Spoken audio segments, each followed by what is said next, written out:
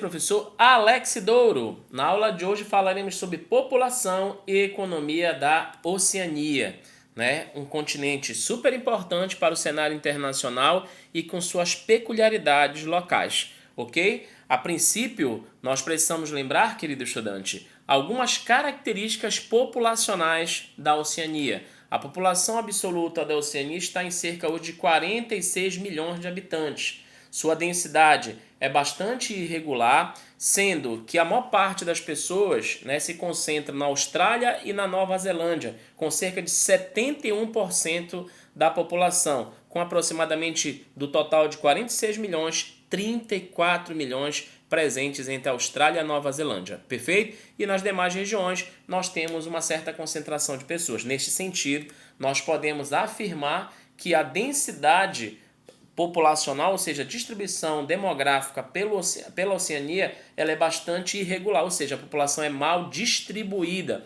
onde você percebe que a maior concentração de pessoas estão principalmente nas áreas do litoral. Tudo bem? Bem, em relação à concentração populacional, a maior parte da população concentra-se exatamente na cidade. Ou seja, a Oceania é predominantemente urbana, com uma população aproximadamente de 68%, ok? Por seu crescimento demográfico está em processo de transição demográfica, principalmente na Austrália e Nova Zelândia, marcado pela baixa natalidade, baixa mortalidade e baixo crescimento vegetativo. Nesse sentido, em algumas áreas da Oceania, você está tendo a redução do número de jovens e um certo aumento no número de adultos e idosos. A religião ela é bastante diversificada também, porque existe uma pluralidade religiosa. Não esqueça que passou por um processo intenso de colonização, ok? De diversos povos da Europa, ainda tem exatamente as profecias religiosas da população local, fazendo com que, de fato, exista uma diversidade religiosa nas áreas da Oceania. O idioma também é bastante diverso, então existe uma diversidade linguística. E o IDH é marcado exatamente por contrastes socioeconômicos, uma vez que os únicos países realmente de melhor desenvolvimento, perfeito e de melhores condições de vida é a Austrália e a Nova Zelândia. Os demais são países muito dependentes economicamente, marcado por diversos problemas sociais e econômicos, ok? E, por falar em economia, nós precisamos lembrar dos aspectos econômicos da Oceania. Não esqueça, a sua economia é bastante diversificada. A sua economia tem base agrícola e tem base industrial, se destacando principalmente a pesca, o turismo, a agroindústria e o extrativismo mineral. Não esqueça que essa economia ela é bastante diversificada, porém, a economia que se destaca atualmente é a Austrália e Nova Zelândia, os quais, repito, são países desenvolvidos, e os demais países que são, né, subdesenvolvidos, né, tentam atrair investimentos através do turismo, ok? Ainda dentro dos aspectos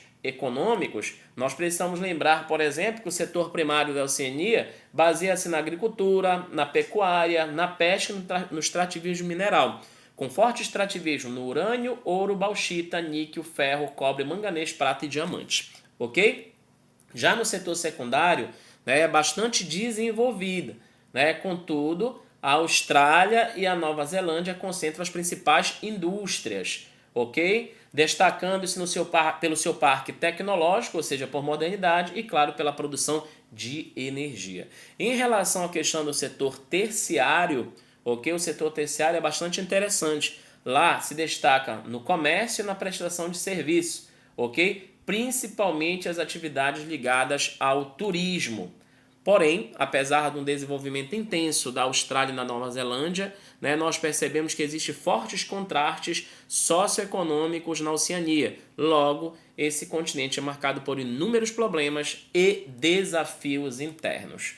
Como vimos nas aulas anteriores, não esqueça, a Oceania é rica em cultura e belezas naturais, com uma população diversificada, com uma economia bem variada, mas tem inúmeros desafios. Atualmente, né, entre os principais desafios que nós temos na Oceania, destaca-se aqui pelo menos sete momentos. Vamos lá. Você tem, primeiro, a forte imigração, né? Muitas pessoas procuram as áreas da Oceania, principalmente a Austrália.